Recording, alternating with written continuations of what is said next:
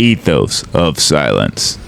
A veteran podcast aims to amplify the voices of veterans, creating a safe space for authentic conversations about their experiences, challenges, and triumphs. We seek to break the stigma surrounding mental health and foster community support, resilience, and understanding. Through storytelling, expert insights, and candid discussions, we strive to inspire healing, promote awareness, and empower veterans on their journeys. Welcome. No. Yes. Kinky butt. All right. Man. You know what you want to do? You want to spin back off from... Spin what, where? We ain't spin doctor or nothing, man. Oh, I'm asking if you were wanting to spin right back off of that. No. We're gonna pick up where we left off with your transition, man. Mm-hmm. We are definitely. There's no ifs, ands, or buts about it. I mean, crayons are delicious, and I'm starving, but I don't have any crayons in front of me, so we will just jump on into the next one. Let's just do that then. All right, welcome back, Ethos of Silence, dude. I love that fucking name. It's catching like fire. It is. We only had some subscribers to prove that. Yeah, guys, go like and subscribe. It's right down at the bottom of the video. When you hit subscribe, hit the arrow again, and it will say all videos, and all of our following videos you'll be alerted to see which videos are coming out next. Cool. Yeah. I'm pretty sure everybody knows how YouTube works. You would be mistaken. Yeah, you're right. Yeah, you would. Yeah, you're right.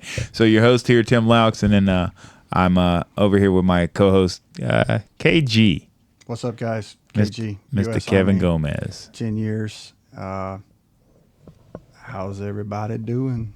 All right, Kevin. So you basically were on the doorsteps. You got out. You're pedaling around Washington. You're trying to figure out how to make this life into the dream that you want it to be. Your dream is still to join back into the military. You've got a 30% rating for your knee at this point, and the recruiter literally just is excited because you're standing in front of him. He ain't told him about your disability rating. He puts your name in the computer, and he walks you out the fucking door and says, Mr. Gomez, thank you for your service.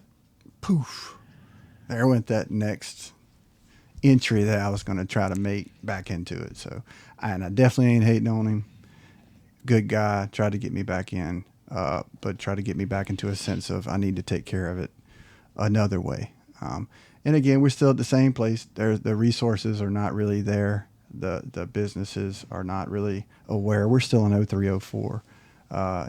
Well, no. We've a couple years down the road now. You're 0506 by now. Yeah, 0506. So it is still. There's still not an adequate amount of resources or things that people that have paved the way. But there are people there are in Washington that are very sympathetic to soldiers and that were... Well, there's always been. And with the fact of how popular the war was, with the fact of everything that Robert jumped into with the idea of activating enough reserve units so that there's enough of a percentage of the population dispersed out across the country, you have community support because somebody knows that their brother's son or their mother-in-law or yada, yada, yada, somebody somewhere knows a soldier on the front lines of what's going on in a conflict area. So the entire country has this feeling of patriotism. You know, we're post 9/11 feeling of patriotism going on. We've got the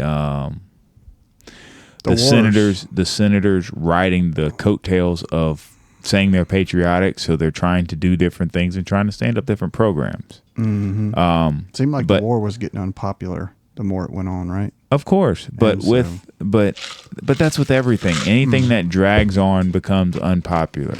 You know, like they're still making Fast and the Furious movies, man. What, are on 17 now? Yeah, something like that. Before you know it, they'll make Fast and Furious 21, and they'll go to the Vegas casino and finally be able to drink and gamble. Vin Diesel, we support you, man. Come and get on our show. Yeah, he'll be in a walker. No doubt. Yeah. Yeah. Probably because of some back injury caused by the Army. Yeah, or some kind of smallpox fever that's still catching up with him from his deployment. Who knows what he's been shot up with what vaccine and what was put into that vaccine. It's certainly nothing that was organic. We trust vaccines here. Sure. I haven't had a vaccine in years, 10 years or more. That's probably why. That's probably what happened to your back. Anyways. Probably is. It's probably a bunch of vaccines stashed right down in my back. There's probably lack of vaccines in your back because the military didn't give you any shots. Back to that universal warrior. You need this shot. It will make you go. It will make you go, go, go. All right. So where did your life turn after that recruiter walked you out the door? I turned back to an empty blank page. There's no ideas. It's not a direction. I know it sounds so despairingly, but I mean, that really is my life. What am I to tell you? Yeah, I walked out and the sun was beautiful and I realized that I was breathing my air. No, it really wasn't. I mean, it was, but for fast forward me a little bit, buddy. What's the next major thing that happens? I mean, next major you got this wife, you got the family going on, you got responsibilities, you get a job, you decide you're going to be a 9-to-5 guy, and you're working at McDonald's. I mean, what the hell are you doing? No, I'm beginning to the next thing that happens is I start getting a grip on being able to walk okay with a little bit less of the pain being there or dealing with it better. What's the trick? Putting tennis balls on the bottom of the walker? No, it's just eat more ibuprofen and walk slower. Definitely, you change your pace. There's no more running. So, but really, Tim, it was trying to get back into some just feeling whole, and I was learning to do that. And then without the Army, what do I need to do to get on track with what's available to me there?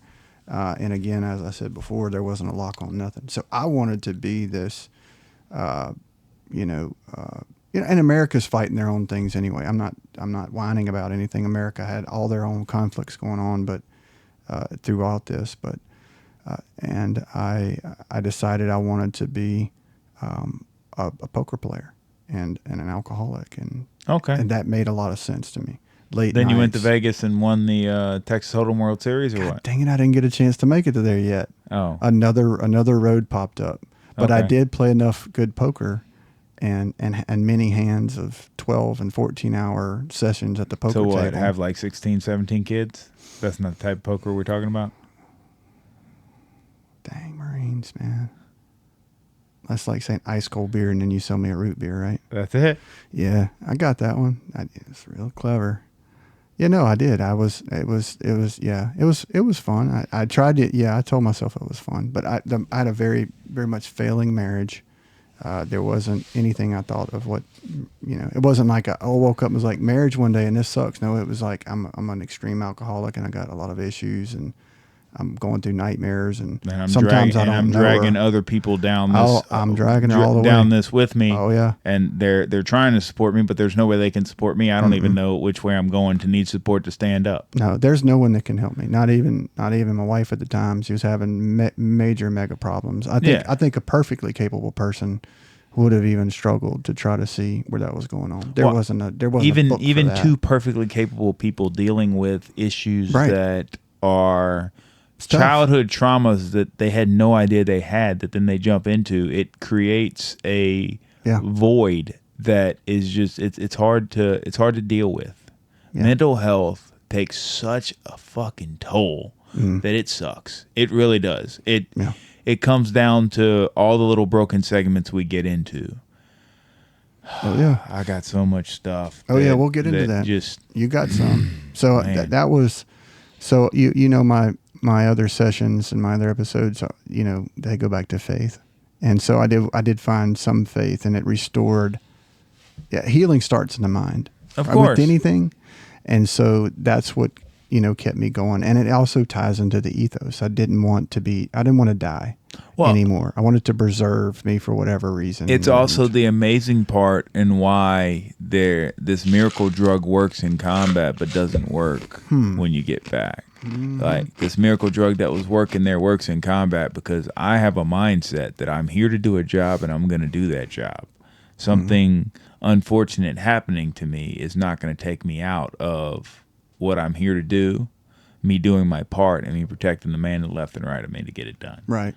So it brings me back to this saying, the saying, it's okay to not be okay. It reminds me of the days, and I'm talking about kind of being depressing days And the events have been, along my whole dialogue, have been kind of depressive. But I met some great people there.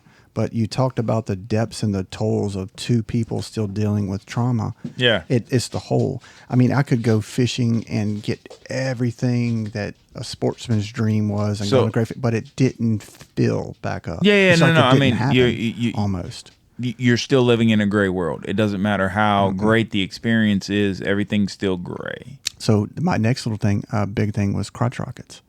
And I found a love in it, and that's where faith came in. And God was like, "Hey, remember, you know how to work on bikes? What do you think?" And I dove in. Craigslist had just started that year, and I had Craigslist. Well, I didn't. Yeah, man.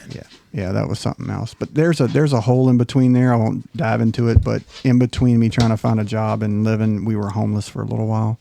But so fast forward back to the bikes. We were homeless. Yeah, me and my wife were homeless. We were out of money and living in a hotel and next to the shelters in Tacoma. And God showed his grace upon me like he's done on the entire world and the entire civilization, the Bible. But we got the help thing, the Pay It Forward. AmVets in Tacoma offered a $1,500 check for one time for a year for a vet. You could get it. And you just needed a D-214 and show up and talk to them, and they'd write you a check. And we spent the last bit of money we had staying that night in that hotel. And I looked in the paper, got the paper, and it was like God was guiding me. And I found a flat that had just been 2-bedroom, 1-bath, that had just been listed. And I even called that evening after hours, and somebody picked up the phone. Like, okay, what's the odds of that? What's the odds of that? And I'm going, and I'm whatever I said, which probably amounted to, hey, I don't really have a place to stay. I'm a soldier, and I just got a little bit of money. I'd like to get this place. And this lady, what's the odds of her not having a bad day and be like, I don't know, why don't you just try back tomorrow? No, she jumped right in and was like, hey, we'll break your payments down for your deposit, and we'll do this for you, and this, and it worked out, and I got into it. And then we set up in that little spot, this little gang town. Bunch of thugs running around there. That could have turned bad, really bad. But I was the Clint Eastwood, the guy that, the movie. They trying to stare down the old vet, and he doesn't really budge. And I liked that little place. I liked it, and God showed me a lot. Again, Craigslist, as I said before, started up. I got motorcycles going, and I got a great love for fixing them. And I turned to another medication that was organic, and it really helped. It was a really good stepping stone to deal with the process of what I was going through. Awesome. And awesome. Yeah, so I like the idea of finding things that work for you. So we've got the motorcycles. We've got the organically grown. Did I say organically grown? I don't know. We've got the organic. We've got the organic crayons that are supplying the art projects that we have going on in our mind, and now that our art projects are taken care of, what's the next big thing that you jump into? I mean, crotch rockets are good. They help you flip from here, flip from that. They're great. They're great. At this point, I'm feeling God's grace over me. And I'm stepping up motorcycles from little 500s, and before you know it, I got a 600 super fast crotch rocket, 140 miles an hour. That's the next drug I'm on. There's nothing like head tucked down and you're blazing 140. The pain's still there, but you forget about it for a little while. And you there every once in a while you feel it, and it would be real nice to just tilt the handlebars and kiss that tree, because what you're feeling in your head's still buzzing from years back, but that's a whole nother story.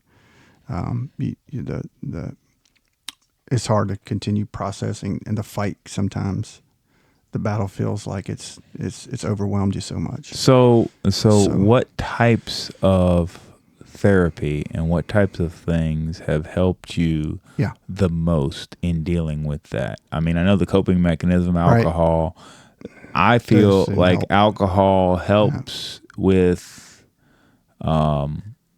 something that is temporary. It is. It's very temporary. No. Alcohol is temporary, but it helps with things that are temporary. So when a situation is temporary, When a situation is, I need to get a month down the road, and I need to get through this month. Right. Yeah. Coming home, taking 2 shots, and going to bed because it puts you to sleep. You go to bed.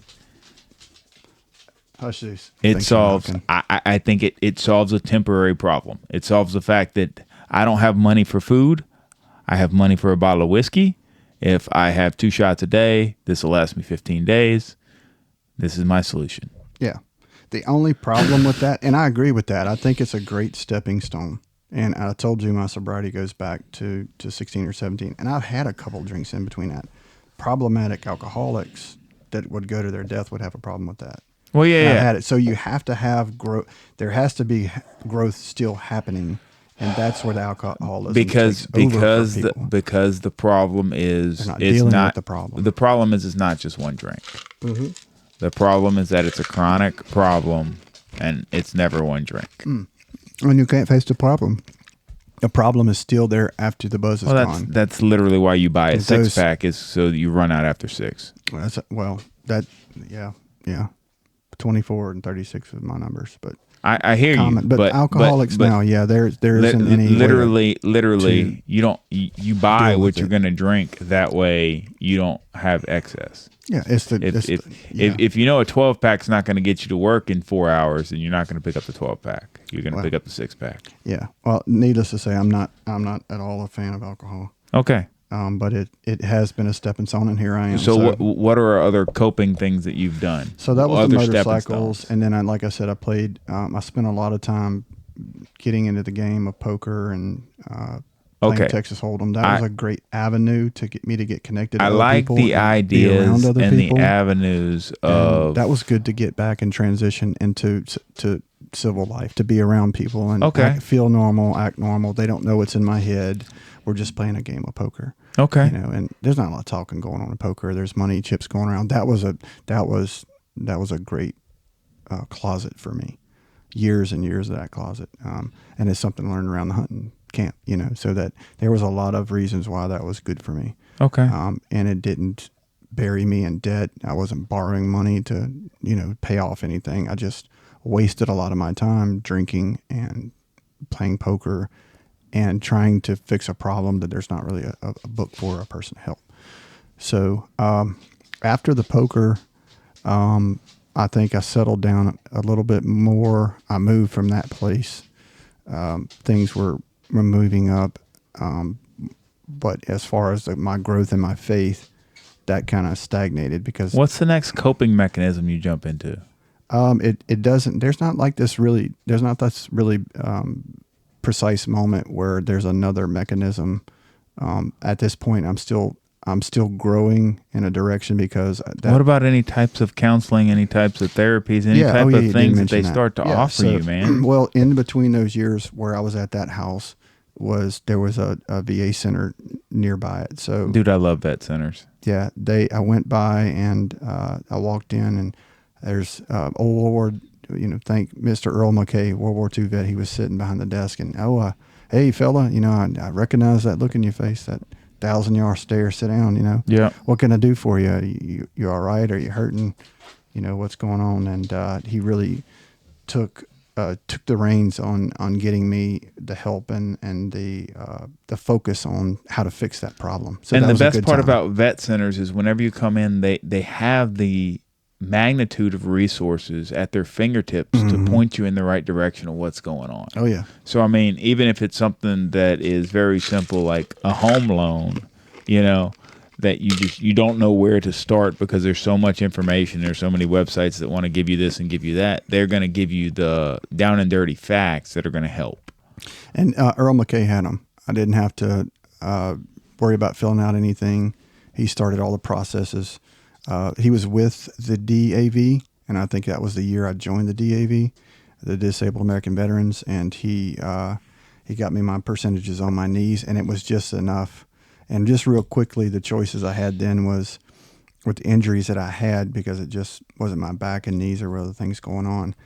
The process at that moment to reach to 100% was a very long and tedious process. It always is. Compared to me getting off the streets, I agree with what he was thinking, was to get me some money and keep a roof over my head instead of being homeless and going straight for the 100%. So that was the two paths. I don't agree with that. I don't agree with the way the government's handled that.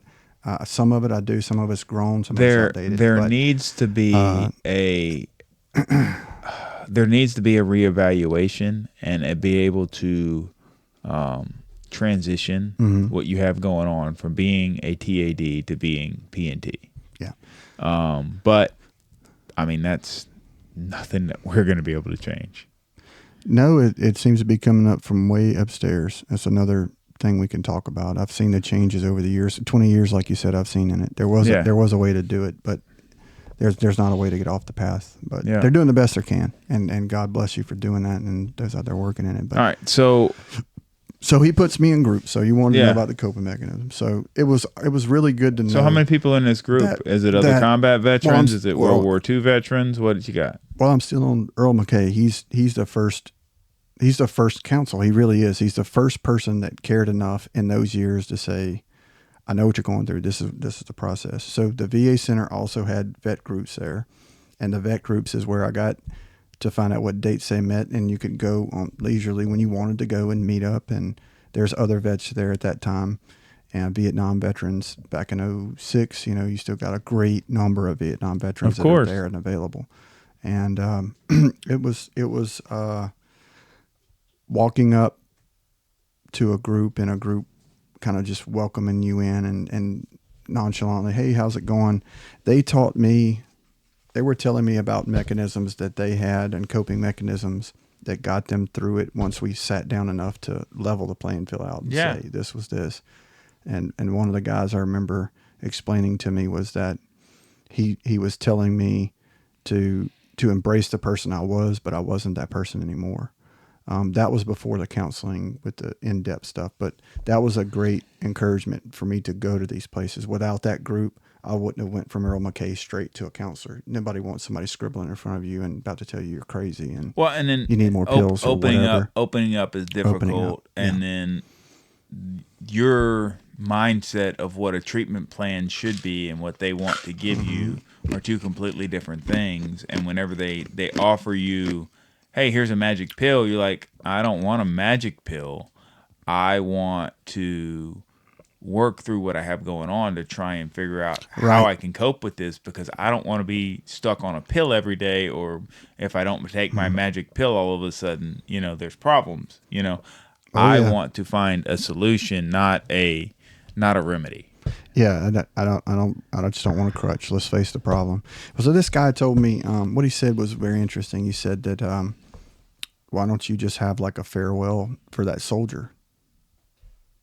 And it made sense. He's like, put this guy in a nutshell. Look at what he did and send him off. Let him go. I actually made a shoebox with some of my medals and some of my things, and it's probably still buried in the backyard in Tacoma in the rental house. And I had a burial for him, and I talked to the person that it was, and that actually helped. It was a realistic check of, that's who you are, this is where you are. So from there, the groups were great. It was a great camaraderie. Cool. It was a great amount of experience that was shared, and there were other mechanisms that went on, but from that group went to the professionals, and they had some methods. Some of the methods I didn't really like. Some of the moving the hands and, taking your mind off and opening up and letting go of barriers and walls come down. There, I had one of those, and it was one and done. And I think by the end of the little session we were in, and me avoiding questions and doing those sort of things, he kind of got the point. So we moved on to this method of going back, thinking about where you were, but let's think about what was really good about it. Okay. Can you pull out? And I spent a lot of time trying to think and talk to myself about what was really good about those situations. And I know I loved being in the Army, but when you really pull back the curtains and asking me where I was at, seeing a lot of things that I seen, you don't really have the vocabulary or the language you want to start telling to a complete stranger, number one, or you don't want to just relive it. You're working on healing. You're working on getting off the medication. You're working on, I want to get as far away from that as possible. Of course. And that's where it was going. So yeah, he would throw in, sprinkle in something good. Yeah. But how was it? And you had a lot of camaraderie with those people, right in the middle of me thinking about something in depth. And I would say, yes, yeah, I did. There were a lot of great soldiers there. So with all the counseling and all the people you've talked to, Yeah. what do you think is the difference between finding a good counselor and a bad counselor? Is it just the way you connect with a therapist? Because, I mean, there's different types of therapies. There's different types of therapists. Maybe the first one you go to, maybe the 20th you go to will be different. You know, it's the same as going and feeling the energy from one VFW hall to another. You know what I think it is, Tim? I think it's going to be a point in my life, and it'd be the same point in someone else's life, that they're going to be moved or affected by the therapy. I don't generally think it is the therapy, which is proven and you think it's you don't think it's a therapist thing. You think it's a timing thing. Absolutely. Of me going in and wanting this help. When someone's ready to take the hand in the raft, whatever that looks like. So you think it's the same thing as me being an alcoholic and me wanting to quit versus me actually quitting, or the me being a drug addict and me wanting to stop it because I'm on rock bottom.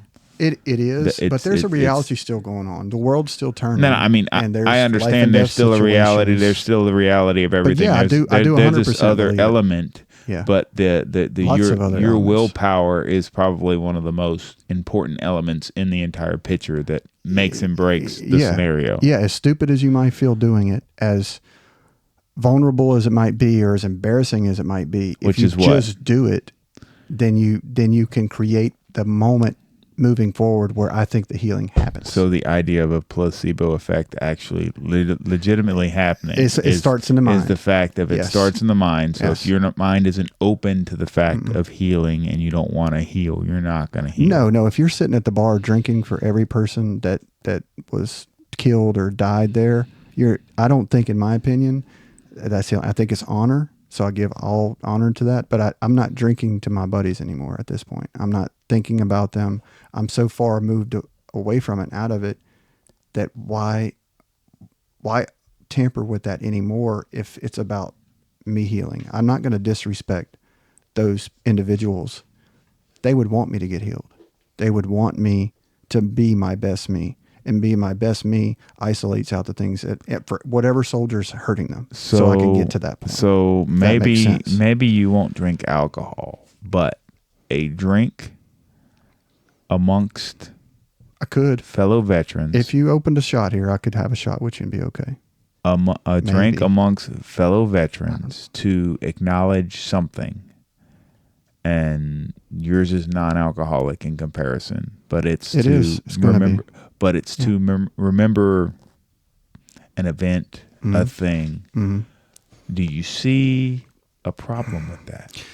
I would still 100% be involved in that. Being the celebration of that honor to that person, I'm there, and I'll do that.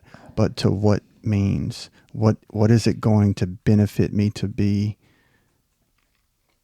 subjected? It's for me, it's not worth the cost to if there's stumble. A cost to it. It's not worth the cost to stumble back down into the darkness if that's what this is going to take me. 100%, Tim. Yeah, 100%. But I can still honor somebody. To each his own, but I can still honor you. 100%. I can honor you with an empty glass. An empty glass of Dr. Pepper. Exactly. I had the worst run-in I had in almost 6 years ago here. I met one of my heroes, a Vietnam veteran, that did some things that I knew he did there, and we got to know each other very well, hit it off very well, and that exact situation came up where the shot glasses came up. He knew who I was. He knew I wasn't full of shit. I know he wasn't full of shit. It's time for us to have a shot and to celebrate our guys. And he pulled out the 2 glasses, and it was a whiskey that I drank, and I smelt it, and I said, I don't drink. And he froze. And he took that glass back out of my hand. He said, you don't have to drink. He said, I'm going to get you, what do you want, a Dr. Pepper? That's the person that makes a difference in healing. That doesn't have to be a professional. That could be a friend. That could be a neighbor. That could be the one person that says, you won't stumble because of me, but I know the hole you're in. I'll jump in with you. I'll have the drink because maybe that's the life that I'm having right now. Yeah. But for you, if you're not doing that, don't worry about it. Don't worry about it. We'll still honor, because you get down to that level. So having this podcast, having the organizations that we're connected to Yeah. that are getting to know people Uh-huh. and putting themselves out there is what it's going to take. It's going to take that. So I think mindset is the perfect way to stop and end this entire segment of your transition, because mindset matters for transition. Mindset matters for moving forward. Definitely. It's why so many military people, even though they end up as a homeless veteran, find a way to continue moving along because they have the mindset and this warrior mindset to just keep going. I'd 100% agree with that, Tim. Absolutely. Just keep going. It's okay to not be okay. It's not okay to give up. You got any final words? No, guys, thank you for tuning in. If you're just joining us, welcome. And really, if you're following us along, we'd like to hear from you. Yeah, man. Iron sharpens iron, and that's all we're doing here is making each other better. Please help us become the resource you're looking for. Down here in South Louisiana. Ethos of Silence. We're out. Out. Peace. If you need more information on veterans benefits, please visit our website at vfwpost4224.org. That's Victor Foxtrot Whiskey, post4224.org. All of our contact information is in the description of the video. Please email us if you have any questions. We now have a moment of silent prayer for those still in the battle, for our departed comrades, for those missing in action, and for those held as prisoners of war.